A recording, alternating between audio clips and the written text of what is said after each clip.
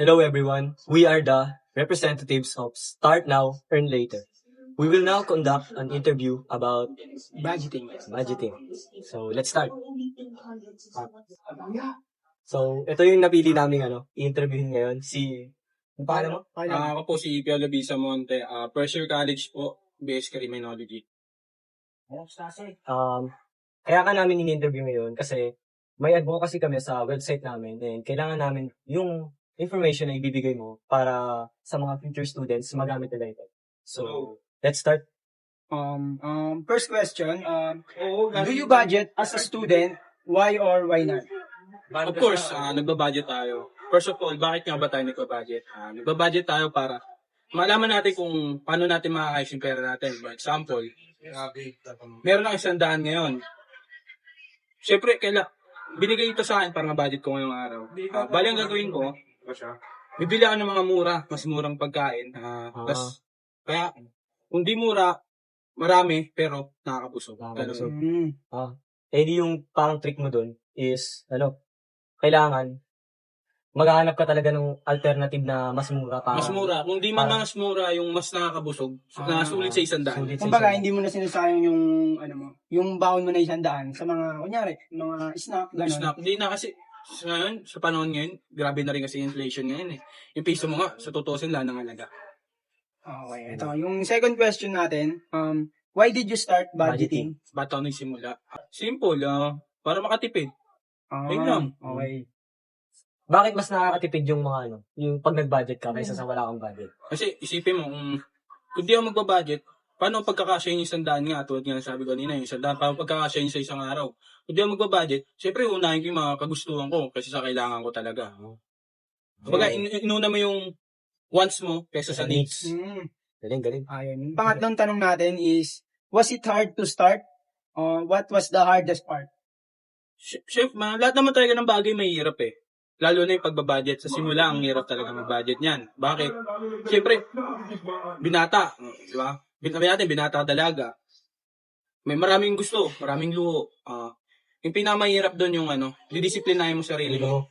Ayun lang talaga. Didisiplinahin mo yung sa pagbabudget. Sa pagbabudget. Yun.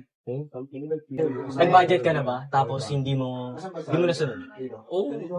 Once na di ko siya nasunod. Kasi, sa unang pagbabudget ko yung tinry ko pa lang siya mag-budget. Kasi, siyempre may mga gustuhan talaga akong bilhin eh. Kaya ng bata ako, gusto maglaro, gusto mag-computer. Ayun, di ba? Ayun yung nangyari. Oo. Meron akong 100, di ba? Yung 50 doon pang computer, kasi 50 pang kain. Hindi, wala na pang kain mamayang gabi. Kumbaga, yung 100 na budget mo pang isang araw. Isang araw na yun, Pero tapos, na lang. Yung pang-limang question, how was budgeting help you as a student? Sobrang laki nang natulong sa akin, lalo na yung estudyante ako. Kailangan ko mas makatipid kasi marami akong bilihin, marami akong wants and needs. Pero syempre, mas inuuna ko yung needs ko. Talaga. Kaya nakakatulong ko sa akin kasi nga pag nag-budget ka, mauuna mo lahat yung mga needs mo bago yung luho mo. So, yung next question is, how do you make your budget? Bali, sa isang araw, sineset ko yung standard o goal ko na 100 lang talaga yung magastos ko. Sa isang araw? Sa isang araw, hindi na siya sa sobra. Mas okay na mas konti o less yung magastos ko. Pero ang set ko talaga standard is 100. 100 per day. 100 per day. Ano yung ginagawa mo sa 100 na yun? Sa 100, bila akong kanin.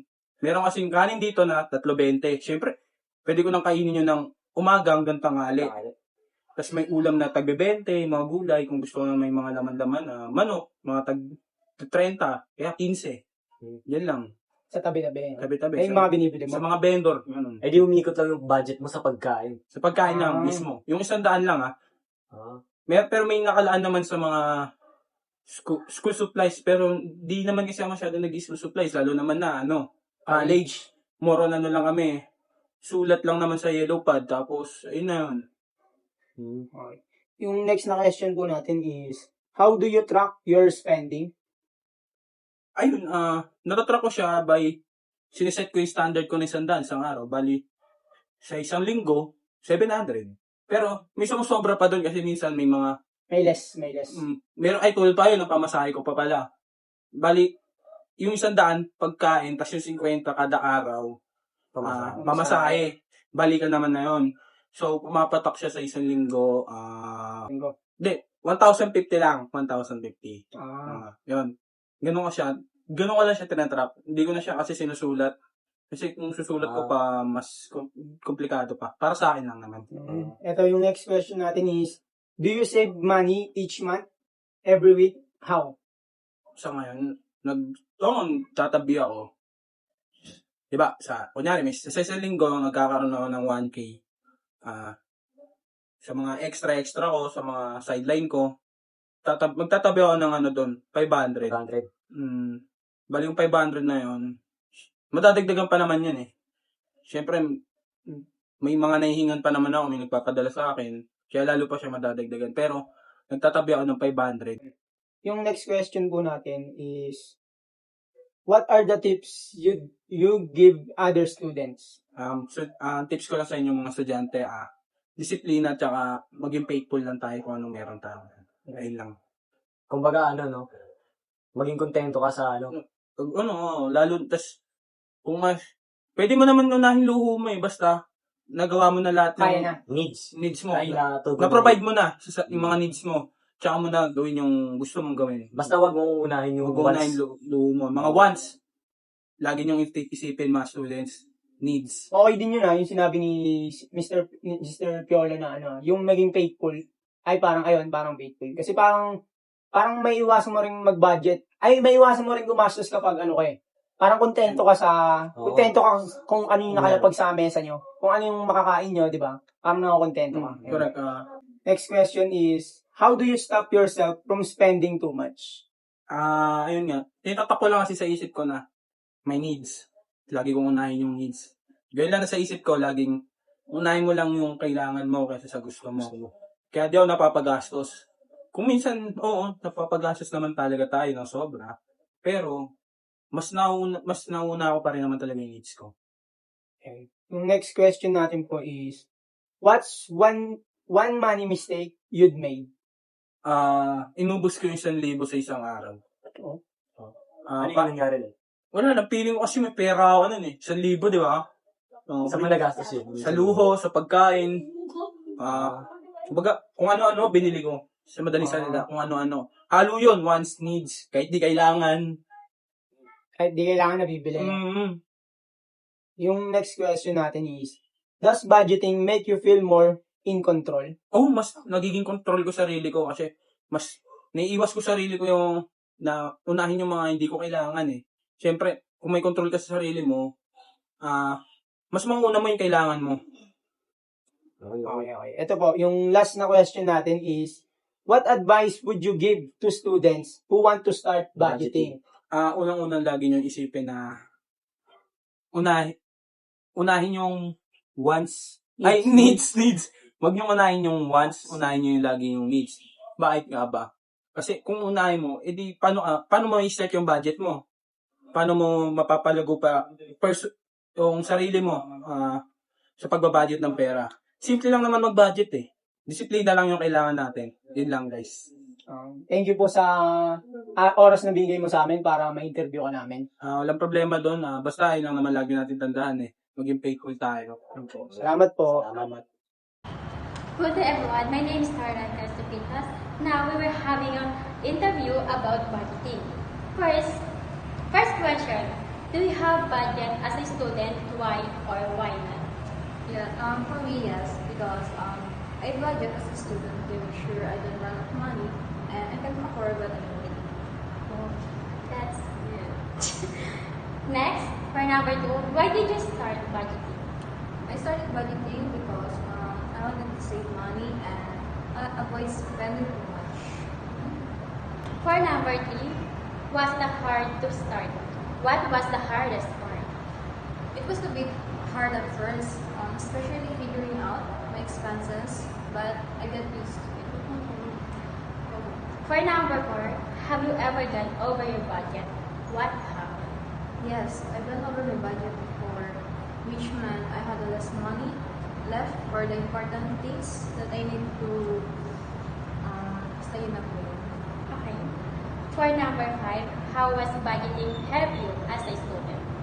As a student, budgeting helped me a lot for saving on money and know exactly how much I spend on daily needs. For the number 6 questions, how do you make your budget? For me, as being a student, I make my budget by writing down all the income and unexpected expenses. For the number 7, how do you track your spending? For me, I track my spending using a notebook or any budgeting app that I can check it often. For the number 8 questions, do you save money each month or every week and how? Yes, I usually save money every month, especially kapag meron ako natitirang mga barya, like, ito, kunwari, example, banded. Yan. For the number 9 questions, what are the tips you will give other students?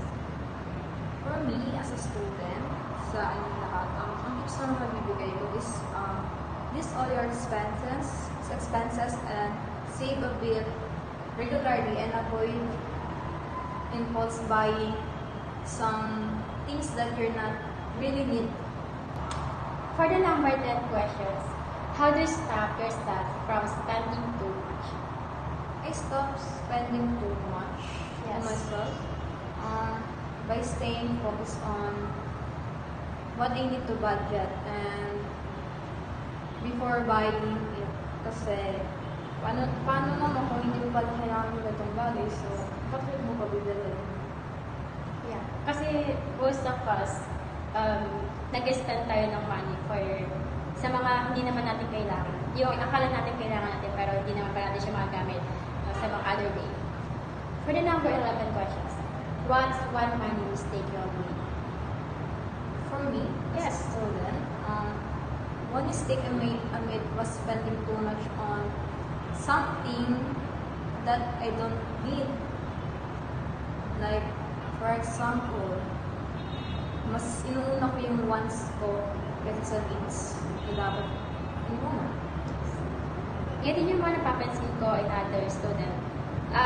Example, me, mas inuuna ko yung wants ko kaysa sa needs. So, yung mga kailangan ko bilhin, yung mga needs ko, hindi ko na siya nabibili kasi yung dapat na pera na gagamitin ko para sa needs ko is binili ko siya from my wants. For number 1, does budgeting make you feel in control? Yes, budgeting makes me feel more in control, especially when it comes to finance. For the last questions, number 13, what advice would you give to students who want to start budgeting? To all students out there, ang advice ko lang is start in a simple way, track everything you need, and adjust your budget as you up or as you go. Stop spending too much on money sa mga wants lang na